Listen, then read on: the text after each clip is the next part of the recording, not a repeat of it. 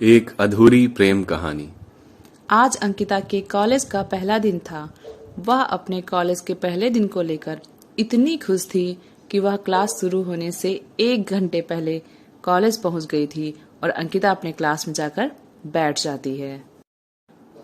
कुछ समय बाद टीचर आते हैं और अपना परिचय देते हैं। तभी दरवाजे से शिवम की आवाज आती है, सर क्या मैं अंदर आ सकता हूँ? टीचर कहते हैं, यस कम इन। अंकिता शिवम की तरफ देखती है। शिवम क्लास के आखिरी बेंच में जाकर बैठ जाता है।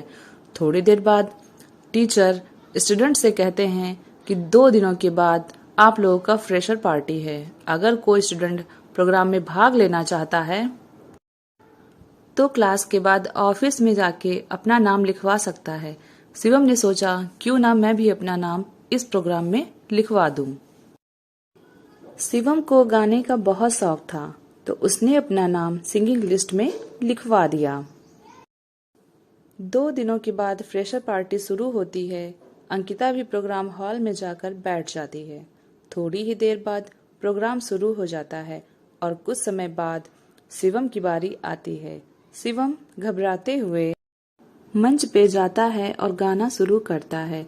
शिवम के गाने की आवाज सुनकर सारे स्टूडेंट्स और टीचर उसके गाने की धुन के साथ साथ गुनगुनाने लगते हैं। अंकिता भी शिवम के गाने को मन ही मन गुनगुनाने लगती है।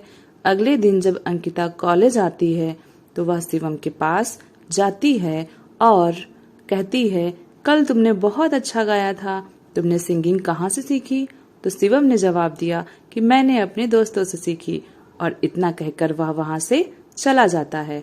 अंकिता उससे और भी बातें करना चाहती है लेकिन नहीं कर पाई। फिर उस दिन के बाद अंकिता रोज शिवम से बात करने की कोशिश करती है लेकिन शिवम केवल उसे हाँ और ना में जवाब देकर वहां से चला जाता है, क्योंकि शिवम जानता था कि शायद अंकिता उसे पसंद करने लगी। लेकिन शिवम उसके करीब नहीं जाना चाहता था। उसे पता था कि अंकिता एक बहुत बड़े खानदान की लड़की है और मैं एक मिडिल क्लास का लड़का हूँ। हम दोनों के बीच प्यार नहीं हो सकता। मुझे अपनी पढ़ाई पर ध्यान देना चाहिए। अब अंकिता का कॉलेज में 2 महीने से ज्यादा समय हो गया लेकिन अभी भी अंकिता को शिवम से बात करने की कोशिश जारी थी। अंकिता यह जानती थी कि शिवम एक मिडिल क्लास लड़का है। इसके बावजूद वह शिवम को पसंद करने लगी, लेकिन अंकिता ने कभी भी अपने दिल की बात शिवम को नहीं बताई।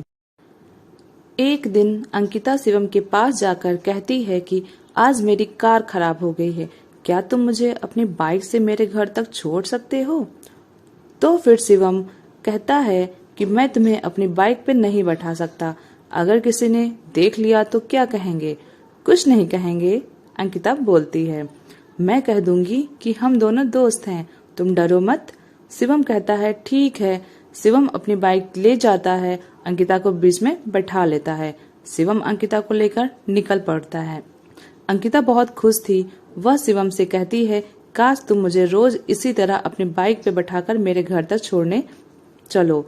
शिवम अंकिता को कहता है कि ये आखिरी बार है, इसके बाद मैं तुम्हें दोबारा छोड़ने के लिए नहीं आऊंगा। कॉलेज के अगले दिन अंकिता फिर से वही बहाना बनाती है और शिवम से कहती है कि मेरी कार फिर से खराब हो गई है, क्या तुम मुझे घर तक छोड़ सकते हो? ये सुनकर शिवम अंकिता को मना कर देता है और कहता है कि मैंने तुम्हें कल ही कहा था कि मैं तुम्हें दोबारा अपने साथ नहीं ले जा सकता, तुम ऑटो से चली जाओ। यह कहकर शिवम वहां से चला जाता है। अंकिता को बहुत बुरा लगता है। वह मायूस होकर घर चली जाती है। अगले दिन जब शिवम कॉलेज आता है तो उसे क्लास में अंकिता दिखाई नहीं देती। 4 दिन बीत जाते हैं लेकिन अंकिता कॉलेज नहीं आती। शिवम सोचने लगता है कि शायद मैंने उसे उस दिन जो भी मना किया उसके लिए वह नाराज होकर चली गई है और कॉलेज नहीं आ रही। देखते ही देखते लगभग 1 सप्ताह से ज्यादा हो गया। शिवम अब अंकिता के बारे में सोचकर परेशान होने लगा और अपने आप को कहता कि मैं क्यों अंकिता के बारे में सोचकर परेशान हो रहा हूँ। लेकिन सच तो यह था कि शिवम को भी अंकिता से प्यार होने लगा था। शिवम रोज अंकिता के घर के पास जाता लेकिन कभी भी उसकी हिम्मत नहीं पड़ती। 1 महीने के मिड सेमेस्टर का एग्जाम आता है। उस दिन अंकिता एग्जाम देने के लिए कॉलेज आती है। अंकिता को देख शिवम बहुत खुश था। एग्जाम खत्म होने के बाद शिवम अंकिता के पास जाता है और उससे पूछता है कि तुम इतने दिनों से कॉलेज क्यों नहीं आ रही।